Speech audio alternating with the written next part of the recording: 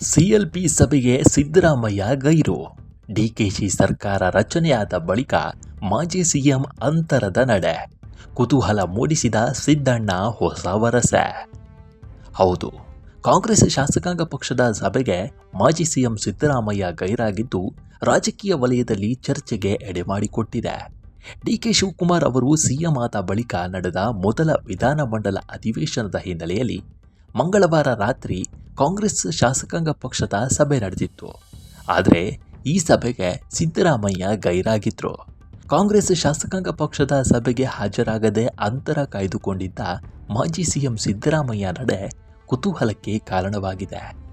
ಕೇವಲ ಸಿಎಲ್ಪಿ ಮಾತ್ರವಲ್ಲ, ಸಚಿವರ ಪ್ರಮಾಣ ವಚನ ಕಾರ್ಯಕ್ರಮಕ್ಕೂ ಹಾಜರಾಗದೆ ಸಿದ್ದರಾಮಯ್ಯ ದೂರ ಉಳಿದಿದ್ದರು.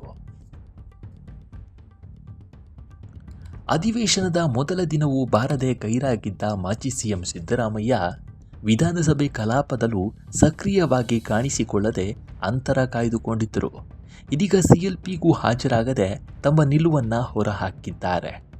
ಪಿಡಿಒ, ವೈದ್ಯರು ಸೇರಿದಂತೆ ಕೆಲ ಹುದ್ದೆಗಳ ಕೌನ್ಸಿಲಿಂಗ್ ವರ್ಗಾವಣೆಗೆ ಶಾಸಕರು ಸಿಎಲ್ಪಿ ಸಭೆಯಲ್ಲಿ ಅಸಮಾಧಾನ ಹೊರಹಾಕಿದ್ದಾರೆ ಎಂಬ ಮಾಹಿತಿ ಇದೆ. ಕೌನ್ಸಿಲಿಂಗ್ ಮೂಲಕ ವರ್ಗಾವಣೆಯಾಗುವ ಅಧಿಕಾರಿಗಳು ಶಾಸಕರ ಮಾತುಗಳನ್ನು ಕೇಳೋದೇ ಇಲ್ಲ ಅಂತ ಅಸಮಾಧಾನವನ್ನು ವ್ಯಕ್ತಪಡಿಸಿದ್ದಾರೆ. ಯಾವ ಅಧಿಕಾರಿ ಕ್ಷೇತ್ರಕ್ಕೆ ಬಂದಿದ್ದಾರೆ ಎಂಬುದೇ ಗೊತ್ತಾಗೋದಿಲ್ಲ. ಜನರು ಕೆಲಸ ಮಾಡಿಕೊಡಿ ಅಂತ ಬರ್ತಾರೆ. ನಾವು ಜನರ ಕೆಲಸವನ್ನು ಮಾಡಿಕೊಡಬೇಕು. ಆದರೆ ಅಧಿಕಾರಿಗಳು ನಮ್ಮ ಮಾತನ್ನು ಕೇಳೋದೇ ಇಲ್ಲ. ಮೊದಲು ಕೌನ್ಸಿಲಿಂಗ್ನ ನಿಲ್ಲಿಸಿ ಸಾಮಾನ್ಯ ವರ್ಗಾವಣೆ ಪ್ರಕ್ರಿಯೆ ನಡೆಸಿ ಅಂತ ಶಾಸಕರು ಆಗ್ರಹಿಸಿದ್ದಾರೆ.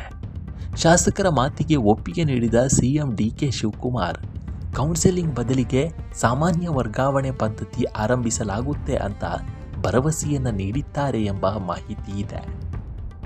ಇದೇ ವೇಳೆ ಅನುದಾನ ನೀಡುವಂತೆಯೂ ಶಾಸಕರಿಂದ ಒತ್ತಾಯ ಕೇಳಿ ಬಂದಿದೆ. ಮುಂದೆ ಚುನಾವಣೆ ಎದುರಿಸಬೇಕಿದೆ, ಕ್ಷೇತ್ರದಲ್ಲಿ ಕೆಲಸ ಕಾರ್ಯಗಳು ಆಗಬೇಕಿದೆ. ಹಾಗಾಗಿ ಹೆಚ್ಚಿನ ಅನುದಾನ ನೀಡಬೇಕು ಅಂತ ಶಾಸಕರು ಸಭೆಯಲ್ಲಿ ಆಗ್ರಹಿಸಿದ ಪ್ರಸಂಗವೂ ನಡೆದಿದೆಯಂತೆ. ಅದೇನೇ ಆದರೂ ಡಿಕೆ ಶಿವಕುಮಾರ್ ರಾಜ್ಯದ ಮುಖ್ಯಮಂತ್ರಿಯಾಗಿ ಅಧಿಕಾರ ವಹಿಸಿಕೊಂಡ ಬಳಿಕ ನಡೆದ ಮೊದಲ ಕಾಂಗ್ರೆಸ್ ಪಕ್ಷದ ಶಾಸಕಾಂಗ ಸಭೆಗೆ ಮಾಜಿ ಸಿಎಂ ಸಿದ್ದರಾಮಯ್ಯ ಗೈರಾಗಿದ್ದಾರೆ. ಈ ಹಿಂದೆಯೂ ಸಚಿವರ ಪ್ರಮಾಣ ವಚನ ಕಾರ್ಯಕ್ರಮ, ಅಧಿವೇಶನದ ಮೊದಲ ದಿನ ಹೀಗೆ ನಾನಾ ಸಂದರ್ಭಗಳಲ್ಲಿ ಸಾಲಾಗಿ ಗೈರಾಗುತ್ತಿರುವ ಸಿದ್ದರಾಮಯ್ಯರ ಅಂತರದ ನಡೆ ಬಗ್ಗೆ ಭಾರೀ ಕುತೂಹಲ ಹಾಗೂ ಚರ್ಚೆ ಹುಟ್ಟುಕೊಂಡಿದೆ. ಇನ್ನು ಸಿಎಲ್ಪಿ ಸಭೆಯಲ್ಲಿ ಶಾಸಕರು ಕೌನ್ಸಿಲಿಂಗ್ ವರ್ಗಾವಣೆ ಪದ್ಧತಿಯಿಂದ ಅಧಿಕಾರಿಗಳು ತಮ್ಮ ಮಾತು ಕೇಳ್ತಿಲ್ಲ ಅಂತ ಆಕ್ರೋಶವನ್ನು ಹೊರಹಾಕಿದ್ದಾರಂತೆ.